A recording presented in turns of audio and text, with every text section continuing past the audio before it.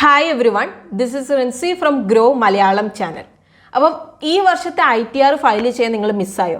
അതുപോലെ തന്നെ ഇപ്പോൾ ITR ഫയൽ ചെയ്യാൻ മിസ്സായതുകൊണ്ട് ഈ വർഷത്തെ TDS റീഫണ്ട് ക്ലെയിം ചെയ്യാൻ പറ്റില്ല എന്നൊക്കെ ഓർത്ത് ടെൻഷൻ അടിച്ചിരിക്കുകയാണോ നിങ്ങൾ?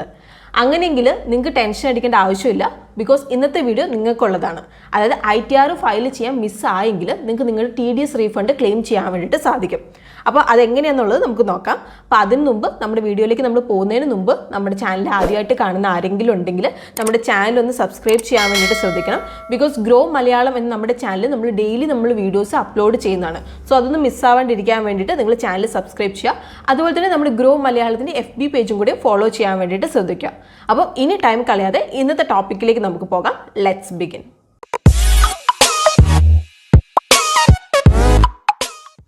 എന്താണ് TDS, അതുപോലെ തന്നെ എന്താണ് TDS റീഫണ്ട് എന്നുള്ളത് നമുക്ക് ഫസ്റ്റ് നോക്കാം. അപ്പോൾ നിങ്ങളുടെ സാലറിയുടെ ഒരു പോർഷൻ നിങ്ങളുടെ എംപ്ലോയർ ടാക്സ് ആയിട്ട് ഡിഡക്റ്റ് ചെയ്തതിന് ശേഷമാണ് നിങ്ങളുടെ എംപ്ലോയർ നിങ്ങൾക്ക് സാലറി തരുന്നത്. അതായത് എംപ്ലോയർ നിങ്ങളുടെ ബിഹാഫിൽ ഇൻകം ടാക്സ് ഡിപ്പാർട്ട്മെന്റിലേക്ക് ഡിപ്പോസിറ്റ് ചെയ്യുകയാണ് ചെയ്യുന്നത്.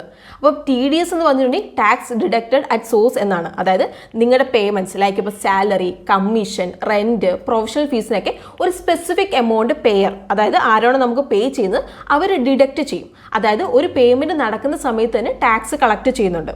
അപ്പം TDS നിങ്ങളുടെ ഏജ് അതുപോലെ തന്നെ ഇൻകത്തിൻ്റെ ബേസിലാണ് ഡിഡക്റ്റ് ചെയ്യുന്നത്. അതായത് ആദ്യമേ നമ്മുടെ കയ്യിൽ നിന്ന് ടാക്സ് പിടിക്കും, അതായത് TDS ആയിട്ട്. എന്നിട്ട് നമ്മുടെ ആക്ച്വൽ ടാക്സ് ഡ്യൂ നമ്മുടെ TDSനേക്കാളും കുറവാണെങ്കിൽ ആ എക്സ്ട്രാ പിടിച്ചേക്കുന്ന എമൗണ്ട് നമുക്ക് TDS റീഫണ്ട് ആയിട്ട് കിട്ടും.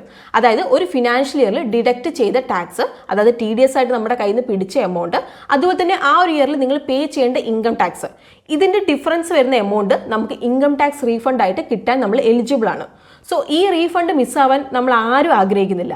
അപ്പം ഇൻകം ടാക്സ് റൂളിൽ പറയുന്നത് എന്താണെന്ന് വെച്ചിട്ടുണ്ടെങ്കിൽ, അതായത് നിങ്ങളുടെ ITR ഫയൽ ചെയ്യേണ്ട ഡ്യൂ ഡേറ്റ് കഴിഞ്ഞു പോയിട്ടുണ്ടെങ്കിൽ ടാക്സ് പേയേഴ്സിന് TDS റീഫണ്ട് ക്ലെയിം ചെയ്യാൻ സാധിക്കില്ല എന്നാണ്. പക്ഷേ ഇതിന് കുറച്ച് എക്സംഷൻസ് ഉണ്ട്. അതായത് ഇൻകം ടാക്സ് ലോയിൽ ഒരു പ്രൊവിഷൻ ഉണ്ട്, അതായത് സെക്ഷൻ 119 സബ്സെക്ഷൻ 2 ക്ലോസ് B. അപ്പോൾ അതിലിപ്പോൾ ITR ഫയൽ ചെയ്തതിന് ശേഷം നിങ്ങൾക്ക് TDS റീഫണ്ട്, എക്സംഷൻസ്, ഡിഡക്ഷൻസ്, അതുപോലെ തന്നെ ഈ ഒരു ആക്ടിൻ്റെ അണ്ടറിൽ വരുന്ന ഏതൊരു റിലീഫും നിങ്ങൾക്ക് ക്ലെയിം ചെയ്യാൻ വേണ്ടിയിട്ട് സാധിക്കും. അപ്പം ഈ ഒരു സെക്ഷൻ്റെ പവർ കൊണ്ട് ITR ഫയൽ ചെയ്യേണ്ട ടൈം ലിമിറ്റ് കഴിഞ്ഞതിന് ശേഷം central board of direct tax income tax അതോറിറ്റീസിനെ ക്ലെയിം ചെയ്യാൻ വേണ്ടിയിട്ട് ഡയറക്റ്റ് ചെയ്യുന്നുണ്ട്. അപ്പം ഇവിടെ ഒരു കാര്യം നിങ്ങൾ നോട്ട് ചെയ്യണം. അതായത് ജെന്യൂൻ റീസൺ കൊണ്ട് നിങ്ങളിപ്പോൾ ITR ഫയൽ ചെയ്യാൻ മിസ്സായതാണെങ്കിൽ മാത്രമേ നിങ്ങൾക്ക് ഈ ഒരു ക്ലെയിം എടുക്കാൻ വേണ്ടിയിട്ട് സാധിക്കുള്ളൂ. ഇനി നമുക്ക് നോക്കാം ആരൊക്കെയാണ് എലിജിബിൾ എന്നുള്ളത്. അതായത് ഓൺ ടൈം ITR ഫയൽ ചെയ്യാൻ മിസ്സായിട്ടുള്ളവരിൽ ആരൊക്കെയാണ് ടാക്സ് റീഫണ്ടിൽ എലിജിബിൾ എന്നുള്ളത് നമുക്ക് നോക്കാം. അപ്പോൾ ഏതൊരു ടാക്സ് പേയേഴ്സും, അതായത് ഇൻഡിവിജ്വൽ, HUF, ട്രസ്റ്റ്, കമ്പനി ആരും ആയിക്കോട്ടെ, ഇവർക്കൊരു പാൻ ഇഷ്യൂഡ് ആയിരിക്കണം. അതുപോലെ തന്നെ നേരത്തെ പറഞ്ഞ കണ്ടീഷൻസ് ഫുൾഫിൽ ആയിരിക്കണം. എന്നാൽ മാത്രമേ ഇവർക്ക് ക്ലെയിം ചെയ്യാൻ വേണ്ടിയിട്ട് സാധിക്കുള്ളൂ. ഇപ്പോൾ ഒരു എക്സാമ്പിൾ പറയാം. ഇപ്പോൾ നിങ്ങളുടെ എംപ്ലോയർ നിങ്ങളുടെ സാലറിയിൽ നിന്ന് TDS പിടിച്ചിട്ടുണ്ട്. ബട്ട് നിങ്ങളുടെ ഹെൽത്ത് കണ്ടീഷൻസ് ഒക്കെ മോശം ആയതുകൊണ്ട് നിങ്ങൾക്ക് ഓൺ ടൈം ITR ഫയൽ ചെയ്യാൻ പറ്റിയിട്ടില്ല. അതായത് ഡെഡ് ലൈൻ മിസ്സായിരുന്നു. അപ്പോൾ ഇങ്ങനെയുള്ള കേസിൽ നിങ്ങൾക്ക് TDS റീഫണ്ടിനുള്ള ക്ലെയിം നിങ്ങൾക്ക് ഫയൽ ചെയ്യാം. എങ്ങനെ നമുക്ക് ഈ ഒരു ക്ലെയിം എക്സസൈസ് ചെയ്യാം എന്നുള്ളത് നമുക്ക് നോക്കാം.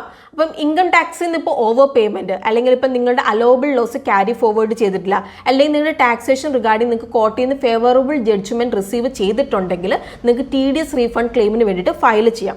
അപ്പോൾ നിങ്ങളുടെ ITR ഫയൽ ചെയ്യുന്ന ടൈമിൽ എലിജിബിൾ ഡിഡക്ഷൻസ് ക്ലെയിം ചെയ്തിട്ടില്ല, അല്ലെങ്കിൽ ഇപ്പോൾ എക്സെപ്റ്റ് ഇൻകത്തിൻ്റെ മുകളിൽ പേ ചെയ്തു. അപ്പോൾ ഈ ഒരു കേസിലൊക്കെയാണ് എക്സസ് ടാക്സ് പേയ്മെൻറ്റ് വരുന്നത്. ഇപ്പം നിങ്ങളുടെ ടാക്സബിൾ ഇൻകം 2.5 ലക്ഷം രൂപ, ഇനിയിപ്പോൾ സീനിയർ സിറ്റിസൺ ആണെങ്കിൽ 3 ലക്ഷം രൂപ, ഇത് എക്സീഡ് ചെയ്യുന്നില്ല. അതുപോലെ തന്നെ നിങ്ങൾ ITR സബ്മിറ്റ് ചെയ്തിട്ടുമില്ല. അപ്പം നിങ്ങൾക്ക് സെക്ഷൻ 119 അണ്ടറിൽ TDSന് വേണ്ടിയിട്ട് നിങ്ങൾക്ക് ക്ലെയിം ചെയ്യാൻ വേണ്ടിയിട്ട് ഫയൽ ചെയ്യാം. അപ്പം ഇവിടെ ഒരു കാര്യം നിങ്ങൾ നോട്ട് ചെയ്യണം. അതായത് ഇപ്പോൾ ഏതെങ്കിലും ഒരു അസസ്മെൻറ്റ് ഇയറിൽ നിങ്ങളുടെ ITR ഫയലിംഗിൽ TDS റീഫണ്ട് ക്ലെയിം നിങ്ങൾ മിസ് ഔട്ട് ആയിട്ടുണ്ടെങ്കിൽ ആ ഒരു റിലവൻറ്റ് അസസ്മെൻറ്റ് ഇയർ തൊട്ട് 6 വർഷത്തേക്ക് നിങ്ങൾക്ക് അത് അപ്ലൈ ചെയ്യാൻ വേണ്ടിയിട്ട് സാധിക്കും. ഇനി നമുക്ക് എങ്ങനെയാണ് ക്ലെയിം ഫയൽ ചെയ്യേണ്ടത് എന്നുള്ളത് നമുക്ക് നോക്കാം. അപ്പോൾ റിലവൻറ്റ് അതോറിറ്റീസിന് നമ്മളൊരു ആപ്ലിക്കേഷൻ നമ്മൾ പ്രിപ്പയർ ചെയ്യണം. അപ്പം ഇതിനൊരു ആപ്ലിക്കേഷൻ ഫോമാറ്റ് ഒന്നുമില്ല. സോ നമ്മൾ മാനുവൽ ആപ്ലിക്കേഷൻ റിലവൻറ്റ് അതോറിറ്റീസിനെ അഡ്രസ്സ് ചെയ്തുകൊണ്ട് നിങ്ങൾ പ്രിപ്പയർ ചെയ്യണം. അപ്പം ഇതൊരു കോൺഡൊണേഷൻ റിക്വസ്റ്റ് ആണ്. അതായത് ഇപ്പോൾ ITR ഓൺ ടൈമിൽ നമുക്ക് ഫയൽ ചെയ്യാൻ പറ്റാത്തതിന് ജെന്യൂൻ റീസൺ നമ്മൾ മെൻഷൻ ചെയ്യണം. അതുപോലെ തന്നെ നമ്മുടെ ഈ ഒരു ജെന്യൂൻ റീസനെ സപ്പോർട്ട് ചെയ്യുന്ന എവിഡൻസും കൂടി നമ്മളിവിടെ മെൻഷൻ ചെയ്യണം. ഇനിയിപ്പോൾ ഫർദർ ആയിട്ട് ഇപ്പോൾ എന്തെങ്കിലും ഒരു ഇൻഫോർമേഷൻ വേണമെങ്കിൽ നിങ്ങൾക്ക് നോട്ടീസ് ഇഷ്യൂ ചെയ്യുന്നതായിരിക്കും. അപ്പം നിങ്ങൾക്ക് ഇൻകം ടാക്സ് പോർട്ടലിൽ പെൻഡിങ് ആക്ഷൻ കോളത്തിൻ്റെ അണ്ടറിൽ ആപ്ലിക്കേഷൻ സ്റ്റാറ്റസ് എല്ലാം ഡീറ്റെയിൽസ് നിങ്ങൾക്ക് അവൈലബിൾ ആയിരിക്കും. സോ അതുകൊണ്ട് ഇൻകം ടാക്സ് പോർട്ടലിൽ നിങ്ങളുടെ പ്രൊഫൈൽ നിങ്ങൾ ഇടയ്ക്ക് നിങ്ങൾ ചെക്ക് ചെയ്യണം. ഇനി ആപ്ലിക്കേഷൻ അപ്രൂവ് ആയിട്ടുണ്ടെങ്കിൽ ഇൻകം ടാക്സ് പോർട്ടലിൽ ഈ ഫയലിംഗ് ടാബിൽ ITR നിങ്ങൾ ഓൺലൈനായിട്ട് നിങ്ങൾ ഫയൽ ചെയ്യണം. ഇനി ആപ്ലിക്കേഷൻ റിജക്റ്റ് ആയിട്ടുണ്ടെങ്കിൽ നിങ്ങളുടെ മുമ്പിലുള്ള ഒരേ ഒരു ഓപ്ഷൻ എന്ന് പറഞ്ഞാൽ ഹൈക്കോർട്ടിനെ അപ്രോച്ച് ചെയ്യുക എന്നുള്ളതാണ്. സോ ഇപ്പം നിങ്ങൾക്ക് മനസ്സിലായിട്ടുണ്ടാവും, അതായത് ITR നിങ്ങൾ ഓൺ ടൈമിൽ നിങ്ങൾ ഫയൽ ചെയ്തിട്ടില്ലെങ്കിൽ റീഫണ്ട് ക്ലെയിം ചെയ്യുക എന്ന് പറഞ്ഞ ഒരു സിമ്പിൾ ടാസ്ക് ഒന്നുമല്ല അല്ലേ.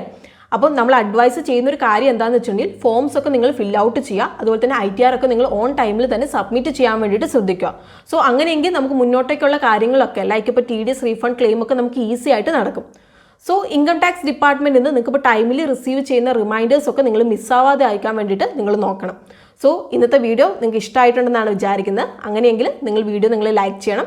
അതുപോലെ തന്നെ ഈ ചാനലിൻ്റെ കണ്ടന്റ് ഒക്കെ നിങ്ങൾക്ക് ഇഷ്ടമാവുന്നുണ്ടെങ്കിൽ ചാനൽ ഒന്ന് സബ്സ്ക്രൈബ് ചെയ്ത് സപ്പോർട്ട് ചെയ്യാൻ വേണ്ടി നിങ്ങൾ ശ്രദ്ധിക്കണം. അപ്പം നമുക്ക് ഇതുപോലെയുള്ള ഇൻട്രസ്റ്റിംഗ് വീഡിയോസ് ആയിട്ട് നമുക്ക് വീണ്ടും കാണാം. അതുവരെ take care and bye from Rincy.